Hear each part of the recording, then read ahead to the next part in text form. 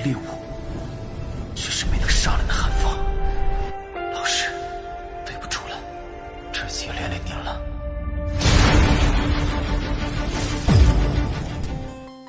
Hey, what's up guys? Selamat datang di Animasi Donghua Spoiler. Oke, bagi teman-teman yang baru join atau baru bergabung, jangan lupa klik tombol like-nya dan tombol subscribe-nya ya. Jangan lupa. Oke, sebelum kita memulai video ini, kita jangan lupa untuk seruput kopinya, kencangkan sabuk pengaman. Mari kita mulai.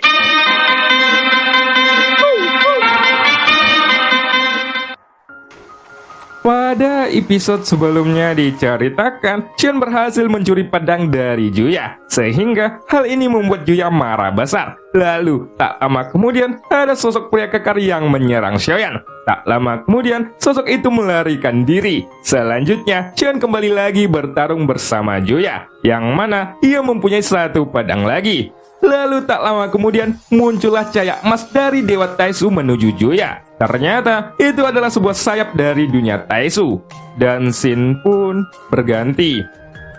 Ketika mendengar hal ini, Juya pun berhenti sejenak. Dan ternyata dia memang seperti apa yang dikatakan oleh Xion. Dia sengaja menunda pertempuran barusan. Namun, meskipun Juya tidak tahu identitas Xion, tapi jika Juya benar-benar ingin membunuh Xion, masih ada sosok sang ratu yang ada di sisi yang jauh. Dan dia pasti akan mengambil tindakan secara langsung. Karena sebenarnya yang sungguh-sungguh ditakuti oleh Juya adalah sosok sang ratu yang sedang memegang kelinci Bingyun di sisi yang jauh.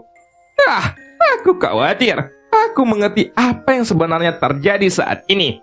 Tapi, jika kamu mati terlalu dini, aku tidak dapat melihat pertunjukan yang bagus, ucap Juya. Pada saat ini, Juya tidak menyembunyikan tujuannya, karena sepertinya Xion sudah melihat melalui pemikirannya untuk menunda waktu sejak awal. Ayolah, pertarungan ini akan menjadi terlalu membosankan. Misalnya, kamu harus menemukan cara untuk melindungi pedang yang ada di tanganmu. Tentu saja, aku ragu kamu memiliki pedang ketiga, ucap Xion. Waktunya hampir habis. Setelah aku mengetahui semua teknikmu, lelucon ini hampir waktunya berakhir, ucap Juya dengan perlahan. Dan terlihat bahwa armor dewa palsu yang melekat pada tubuhnya memancarkan momentum yang kuat secara tiba-tiba. Sepasang sayap yang sangat mirip dengan sayap dewa milik Xion juga muncul di belakangnya. Itu bersinar dengan kilauan logam, dan pada saat sayapnya mengembun, kecepatan serang Juya pun tiba-tiba meningkat. Kemudian, pedang dingin pembasmi kekosongan di tangannya menarik sinar dingin di kehampaan, dan sekali lagi pedang itu menusuk ke arah Xion dengan ganas. Detik berikutnya, sebuah pedang terbanting dengan kekuatan keabadian yang terkandung di dalamnya. Itu lebih banyak dari kekuatan sebelumnya, dan bahkan kekuatannya segera meningkat dengan tajam. Di sisi lain, Xion tidak berani gegabah ketika melihat serangan ini. Matanya segera memadat, darah di dalam tubuhnya meledak. Kekuatan keabadian di dalam tubuhnya membuatnya perlahan berkumpul pada satu titik, dan Xion pun perlahan mengangkat penguasa baratnya. Kekuatannya bahkan mungkin lebih kuat dari Juya, dan ada semburan raungan bernada rendah di kehampaan. Dapat dilihat bahwa penguasa barat yang diayunkan Xion juga memiliki kekuatan penghancur yang tak tertandingi. Dalam sekejap mata, kedua senjata itu pun bertabrakan dengan sambaran petir, dan dengan cepat, kedua pemilik senjata itu juga terpental cukup jauh. Namun Xion yang sudah menstabilkan tubuhnya terkejut ketika melihat armor dewa palsu di bagian lengannya runtuh, dan meskipun akan pulih dengan cepat, Juya tidak akan memberi Xion kesempatan seperti itu. Pada saat ini, sayap dewa kekosong di belakang Juya mengepak dengan kuat, dan sosoknya menghilang ke dalam kehampaan. Lalu, ia muncul di belakang Xion dalam sekejap mata. Pupil mata Xion pun menyusut ketika menyadari hal ini, dan dia langsung mengayunkan penguasa baratnya ke arah belakang. Segera, suara tabrakan yang sangat keras pun menyebar. Sosok Xion dihempaskan kembali, dan armor dewa palsu di lengan lainnya juga runtuh. Juya jelas tidak menggunakan kekuatan asli sebelumnya, dan kekuatan 3 kristal merah yang berkedip di dadanya ternyata lebih kuat dari yang dibayangkan Xion. Sepertinya, armor dewa palsu generasi pertama dapat melawan kaisar keabadian di langkah ketiga atau langkah keempat. Dan Juya memiliki 3 kristal merah. Jadi, jumlah lautan energinya sebanding dengan langkah keenam atau bahkan langkah ketujuh. Sungguh, kekuatan keabadian yang sangat kuat. Tapi sayang sekali, kamu hanya bisa menggunakannya seperti itu. Padahal, kekuatan keabadiannya sangat menakutkan. Jika digunakan dengan cara yang sembarangan, ini benar sangat membuang-buang sumber daya, ucap Xion. Jadi, bagaimana jika aku bisa membunuhmu? Ucap Juya sambil mendengus dingin dan menatap Xiaoyan yang perlahan menstabilkan tubuhnya di udara. Jangan senang dulu, jika hanya berdasarkan ini, kekuatanmu tidak cukup untuk membunuhku. Apakah kamu pikir aku tidak bisa menggunakan kekuatan keabadian yang ada di dalam armor dewa palsu? Ucap Xiaoyan dengan perlahan, dan Juya pun tiba-tiba terkejut ketika mendengarnya. Pada saat itulah, Juya menyadari bahwa pada saat pertempuran sejauh ini, Xiaoyan masih bertarung menggunakan kekuatan fisiknya sendiri, dan belum benar-benar menggunakan kekuatan keabadian yang terkandung dalam armor dewa palsunya. Meskipun aku tidak akan menggunakan kekuatan keabadian, aku sudah belajar banyak pengalaman darimu. Jadi, izinkanlah aku akan memperlihatkan bagaimana kekuatan keabadian digunakan. Ucap Xiaoyan sambil menampar kristal merah di dadanya dengan telapak tangannya, dan kekuatan keabadian pun langsung mengalir keluar darinya.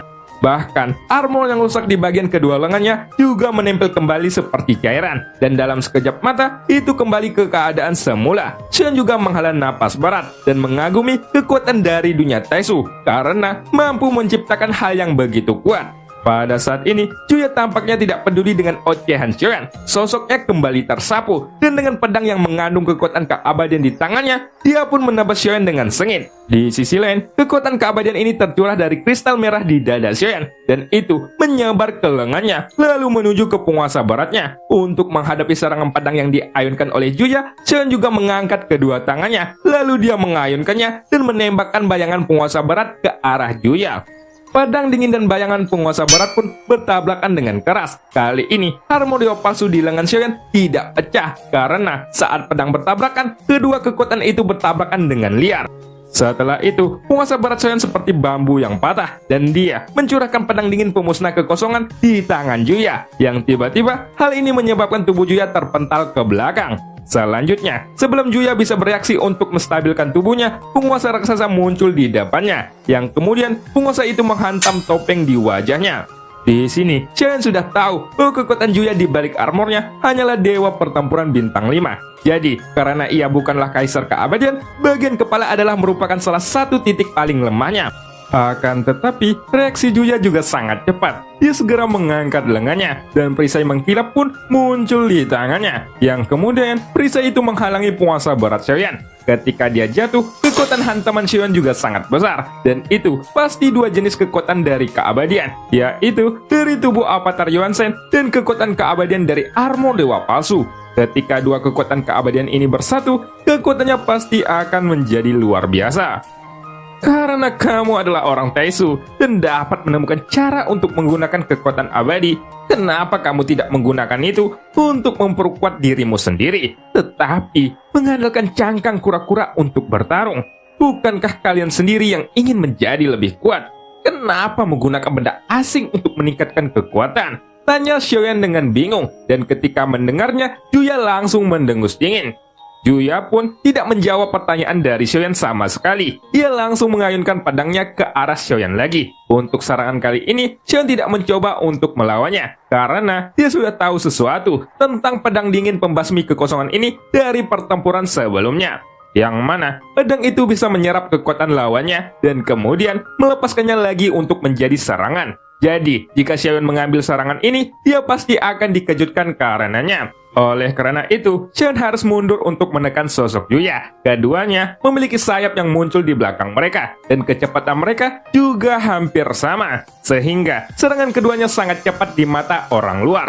Kemudian, setelah Juya menstabilkan sosoknya, dia tidak menyerah sama sekali. Dia kembali menyapu dan memegang pedang panjang di tangannya, lalu mencoba untuk menekan Xiaoyan lagi. Tetapi, meskipun hanya ada dua kristal merah di armor Xiaoyan, Xiaoyan tidak menggunakan banyak kekuatan keabadian untuk serangannya. Pertarungan antara keduanya masih berlangsung. Tampaknya mereka menemui jalan buntu, di mana keduanya memiliki setidaknya 800 mata bersama mereka. Tidak ada yang bisa melihat apa yang dipikirkan orang lain, dan Juya merasakan hal yang lebih aneh. Akan tetapi, dia masih penuh percaya diri untuk bisa mengalahkan Xiaoyan.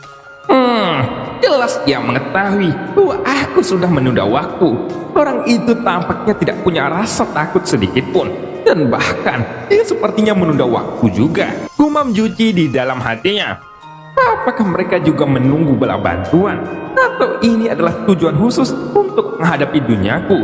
Tujuannya adalah untuk membunuh lebih banyak praktisi Taesu. Dan bahkan, aku bisa mengatakan bahwa mereka ingin menghabisi semua praktisi Taesu di dunia Xuanyin ini. Gumam Juyao kembali di dalam hatinya. Juya juga menganalisis keadaannya saat ini di dalam hatinya, dan matanya beralih ke pasukan Taesu dari waktu ke waktu. Dia juga melihat kaisar wanita di ujung yang jauh, di mana wanita itu sedang berdiri memandangi jari-jarinya yang ramping dan membalik-balikkan tubuh kelinci Bingyun seolah-olah dia tidak dalam peperangan. Sosok sang ratu pun juga tidak terlihat tergesa-gesa. Jadi, tampaknya semua yang ada di depannya kali ini sudah sesuai dengan apa yang dia rencanakan. Menurut rumor, sang ratu memiliki pemikiran yang sangat dalam, dan dia juga memiliki beberapa hubungan dengan pria terkuat di dunia sensi. Jadi, akan sangat sulit untuk menebak apa yang dia rencanakan. Gumam Juya di dalam hatinya sambil mengerutkan keningnya. Juya memiliki banyak tebakan di dalam hatinya, tetapi bahkan jika tebakannya itu benar, dengan keadaannya seperti ini, dia tidak mungkin untuk berhenti begitu saja. Dia masih menunggu dukungan yang akan datang dari dunia Taesu, dan untuk Xiaoyan, sepertinya dia juga menunggu dukungan Taesu untuk datang ke hadapannya. Jika mereka datang, tidak peduli perangkap apa yang mereka miliki, tidak peduli cara apa yang mereka gunakan. Untuk mengendalikan para dewa, mereka tidak mungkin untuk mengendalikan 100 dewa Taesu. Gumam Juya. Kita tidak perlu mengarahkan semua pasukan dari dunia Taesu. 100 kepala dewa Taesu saja sudah cukup untuk menghancurkan semua makhluk di sini menjadi abu. Gumam Juya kembali. Pada akhirnya, Juya sampai pada kesimpulan bahwa jika mereka semua menyatukan kekuatannya, lalat dan capung yang sangat banyak akan bisa mengguncang sebuah pohon sekalipun. Dengan kekuatan orang-orang itu, begitu bantuan dari dunia Taesu bisa tiba, dia yakin bahwa 100 dewa Taesu akan dapat menghancurkan pasukan Xuanyin dalam sekejap mata.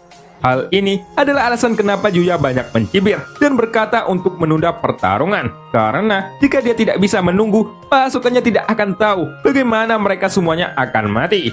Pertempuran antara Xiaoyan melawan Juya terlihat sangat sengit, tetapi ada juga pertempuran sengit di kehampaan di sekitarnya. Pada saat yang sama, pertempuran antara keduanya hanyalah sudut perang. Dalam kehampaan yang luas, kecepatan keduanya sangatlah cepat. Bahkan dalam kehampaan, mereka berubah menjadi kilatan cahaya dengan suara tabrakan logam yang terus menyebar di kekosongan. Tampaknya, kekuatan keduanya hampir seimbang. Tetapi, pada kenyataannya, pertarungan semacam ini menghabiskan banyak energi bagi Xiaoyan. Dan meskipun tubuh Avatar Yuan Shen kuat, kekuatan yang kuat itu menghabiskan darahnya sendiri. Tidak hanya itu, kehidupan Xiaoyan sendiri juga berhubungan langsung dengan energi dan darah tubuh Avatar Yuan Shen. Jadi, semakin intens pertempurannya, setelah beban terlampaui, nyawa Xiaoyan akan menghilang. Namun, tentu saja pada level pertempuran saat ini, bahkan jika nyawa Xiaoyan habis, itu sepenuhnya berada dalam kisaran toleransi dari tubuh Avatar Yuan Shen. Apakah kamu memiliki metode ini? Ucap Juya. Setelah berbicara, Juya membanting pedangnya pada penguasa berat yang ada di tangan Xiaoyan. Lalu, percikan api pun meledak. Pada saat kedua senjata itu bertabrakan, Juya tampaknya sudah menemukan kepercayaan dirinya pada saat ini. Itu karena dia akhirnya menyadari bahwa tidak bisa mematahkan pertahanannya sama sekali. Meskipun kamu memiliki kekuatan keabadian, keterampilan dan metode bertarungmu tampaknya masih berada pada tahap dewa pertempuran. Tapi, kamu bukan hanya dewa pertempuran biasa, bukan? Ucap Juya sambil terus bertarung. Di sisi lain, Xion mengangkat alisnya sedikit ketika dia mendengar kata-kata itu. Akan tetapi, dia tidak menjawab pertanyaan Juya. Dan saat ini, sosok Juya sudah menghajar dengan pedangnya lagi. Dengan suara yang cukup nyaring, dapat dilihat bahwa penguasa barat yang ada di tangan Xion benar-benar terguncang hingga terbang ke belakang. Ada apa denganmu? Kamu bahkan tidak bisa memegang senjata dengan stabil sekarang.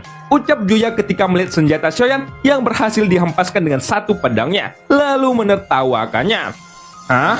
Apakah setelah ini aku harus repot-repot menemukannya? Gumam Xiaoyan di dalam hatinya. Pada saat Juya melihat penguasa berat milik Xiaoyan dihempaskan, dia tahu bahwa ini adalah waktu terbaik untuk mengalahkan Xiaoyan. Segera, gerakan Juya tiba-tiba bertambah cepat, dan pedangnya siap menikam ke arah sosok Xiaoyan dengan ganas. Saat ini, pedang dingin pembasmi kekosongannya mengungkapkan niat membunuh yang sangat kuat. Dan pukulan ini adalah kesempatan terbaiknya untuk menimbulkan kerusakan berat pada tubuh Xiaoyan. Tanpa penguasa berat yang terbuat dari Senji, Aku mengerti bagaimana kamu bisa memblokir pedang ini, ucap Juya sambil menyeringai.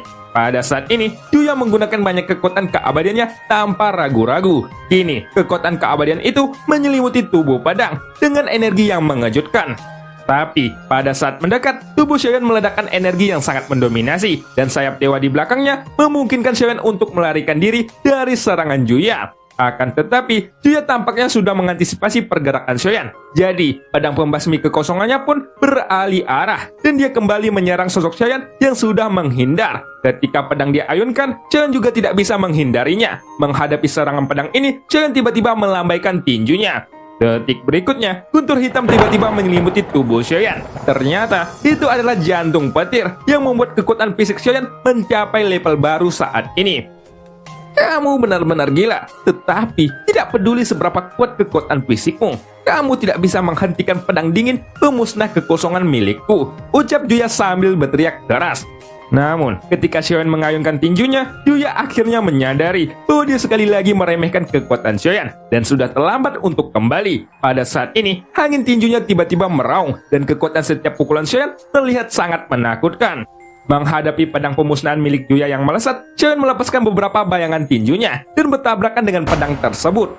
Sementara itu, pedang energi milik Juya juga membumbung ke langit, dan kekuatan keabadian yang agung membuat pedang energi itu juga menjadi sangat kuat.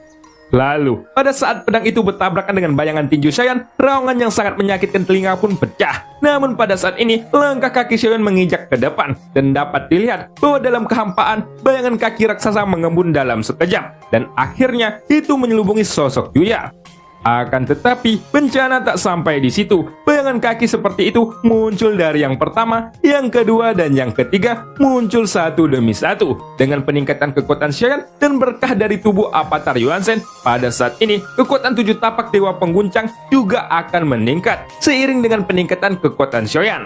Oleh karena itu, setelah melakukan 5 langkah secara berturut-turut, Xiaoyan merasa sedikit lelah. Namun, meskipun serangan ini akan menyebabkan banyak kerusakan pada Juya, sosok Juya saat ini adalah sosok yang sangat pengecut, dan dia ingin menghindarinya. Tapi sampai sekarang akan terlalu sia-sia membiarkan Juya pergi begitu saja.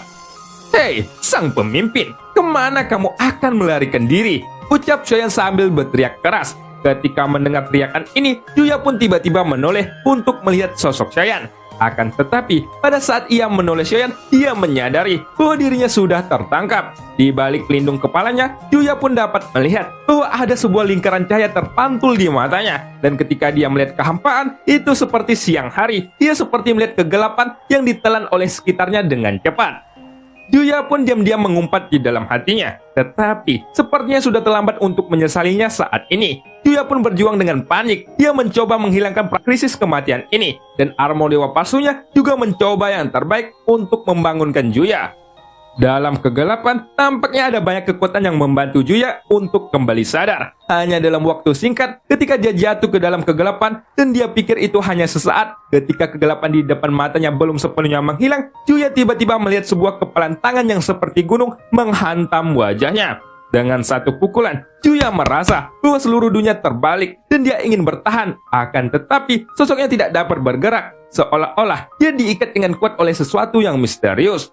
1 pukulan, 2 pukulan, sampai 3 pukulan. Tinju Xiaoyan menghantam pelindung kepalanya dengan panik. Kemudian, setelah 5 pukulan berturut-turut, pelindung kepala milik Juya pun akhirnya tidak bisa bertahan lagi dan hancur berkeping-keping seperti cermin yang dilemparkan ke tanah.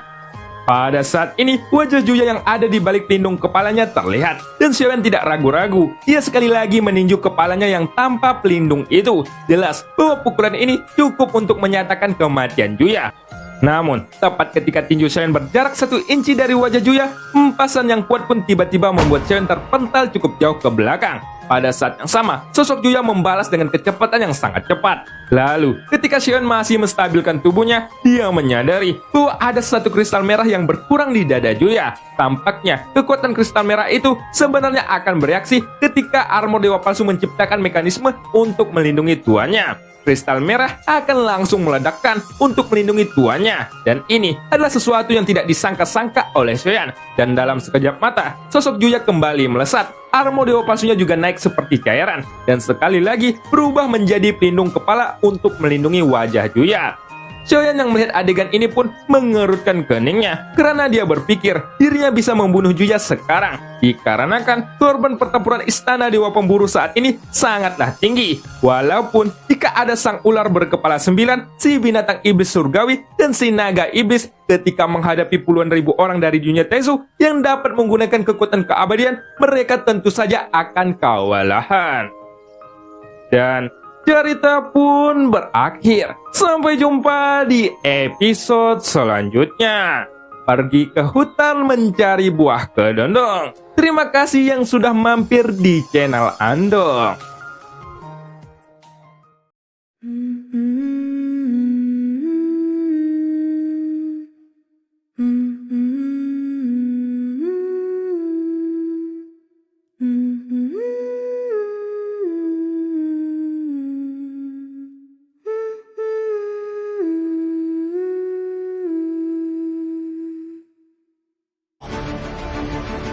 一旦被他们锁定了位置，我们俩都会性命堪忧。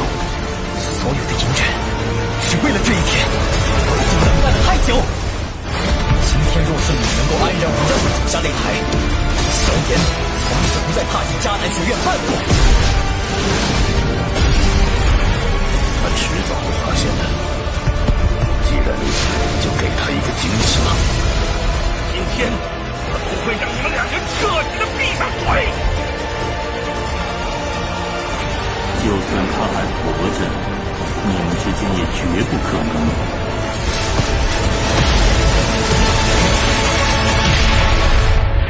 加玛帝国云岚宗，我萧炎回来了。